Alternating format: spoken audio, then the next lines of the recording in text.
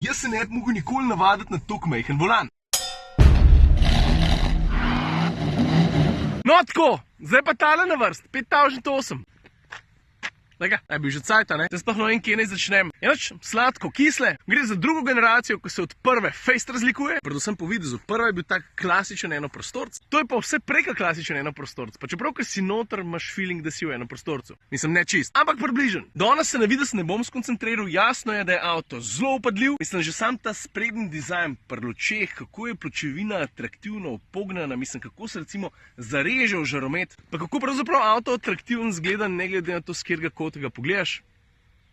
Brisavc. In za ta prvo sladko gremo kar noter, zato ker prva sladka je iCockpit. To veš, kaj je, ne? To je vse to, kar vidiš tukaj pred mano. Zdaj ta Peugeotov pristop, ne, predvsem z majhnim volanom, ki ni presekan sam spodaj, ampak tudi zgoraj, je pogosto zelo kontroverzen. A veš, za začetek folk prav, jaz se ne bi mogel nikoli navaditi na tako majhen volan. Možen, da je to res. Jaz sem se recimo navadil takoj, pa marsikdo pravi, da ne vidi merilnikov čez volan. Če mene vprašaš, jaz tega problema nisem imel nikoli, niti pri 208, ker je Peugeot začel celo to iCockpit zgodbo, pri 3 ali pa 5008 pa tega problema sploh nimam. Pod drugo sladko dajem pa celoten ambient. Mislim, da avtomobilska kabina je veliko več, kot sam to, krokoznika, veš. Je pa res, da je ta ambient, kar se materialov, pa izkušnje, pa feelinga tiče, odličen, tudi zato, ker ima avto opremo GT. In pol za začetek so že tele sedeži odlični, pa ne sam na pogled, tudi zelo udobni. Pa materiali so tisti, ki so mi všeč. Pa vem, da folk prav, pa se jaz ne šlatam stvari po avtu. Le stari, ti lahko da jih ne šlataš, jaz pa jih. In to pogosto, ne morem pomagati, tak sem. In meni so takali mehki materiali, vidiš, kako se skupaj izgleda, ali pa tukaj na drugi strani. To je meni pomemben, ne samo, da dobro zgleda, da je tudi fajn nov tip. Mimogrede, teli gumbi so totalno fukiš, a niso? Mi je pa vedno in brez izjeme totalno smešna fora, da hočejo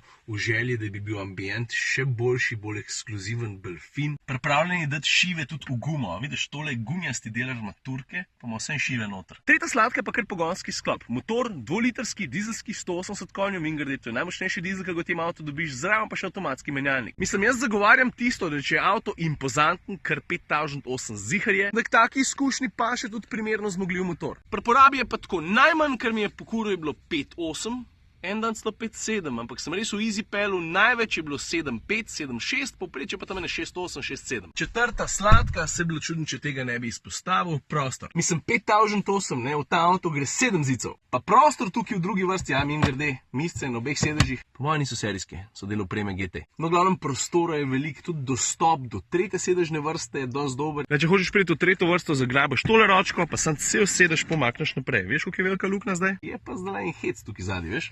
A što je pa zato, ker je en splev 6 pa 7 sedež. Kole zgleda, ker sta sedeža 6 pa 7 zložena. Pa sem pa zadnjič hotel se sem zadnji usedeti, ne, pa vse, kar sem najdel, je bila ena velika luknja. V bistvu gre za to, da se da tretjo sedežno vrsto odstraniti. Jaz sem to že enkrat probal, sicer ne na tem avtu, sicer mi je žal, da zdaj ne morem pokazati, ne, lahko mi pa na besedo verjameš, da kljub temu, da sta sedeža razmeroma velika, jih je noter oziroma ven dati razmeroma lahko. Drugače pa, kar se velikosti tiče 780 litrov, mislim, da je ta številka dosti zgovorna. Prva kisla, tam mi gre zelo na jedro in sicer jaz v avtih ponovadi poslušam podcaste, radija zelo malo. To se pravi, da s pridom izkoriščam Bluetooth povezavo in ko jaz avto ugasnem, recimo na pumpi in pa se vrnem v avto, pa ga nazaj prižgem, se on odloči, da jaz ne bi podcasta poslušal, ampak radio. Zakva?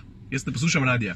Zakaj si ti ne moreš zapomniti, da jaz ugasnem avto, pa ga pa spet prižgal, da bi jaz poslušal nekaj drugega, da bi jaz poslušal svojo stvar, ne tisto, ki mi jo ti predlagaš.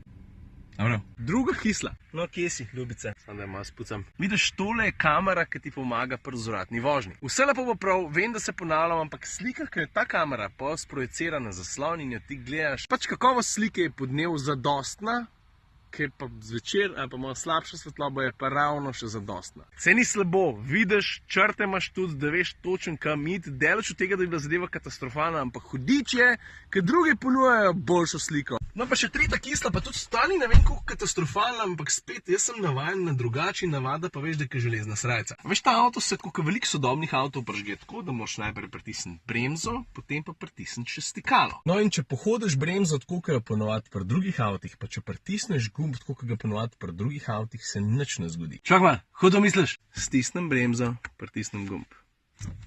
Stisnem bremzo, pritisnem gumb. Ne moraš misliti, da stvar ne dela, ampak fora je v tem, da moraš bremzo stisniti bolj, kot pri drugih avtomobilih, pa gumb moraš držati dlje, kot pri drugih avtomobilih. Ampak pismo, zakaj ni dosti pritisk gumba? Zakaj mora biti Zakaj bremza ni dosti, da tokle pohodiš, zakaj moraš pohoditi tokle? No, pri peti sladki bomo pa tudi o gumbo govorili, ampak ne o tistem za motor zalaufati, o enem drugemu.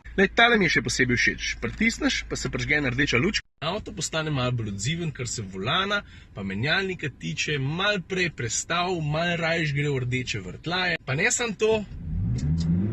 Slišiš to? Ok, zvok ni glih prepričljiv, je pa dosti drugačen, da malo prispeva k temu športnemu feelingu. In ta switch karakterjev, ko ga je avto sposoben narediti, mi je pač všeč. Zvok ni ful prepričljiv, to je res, ampak za tistih par kilometrov na teden, ko se pa ti spomniš, zdaj imam pa jaz tukaj par ovinkov, bom pa malo drugače vse skupaj naredil, za takrat pa prav paše. Pa sam še to, Peugeota sem vrnil, prevzel bom Opla, pa nekaj praznujejo, veš? Pa so se lepo potrudili, le koliko so dal balončkov, sem le gor. A ja, legendarni 24 turbo. Evo ga, moj avto je prišel, veš? Pa pejmo.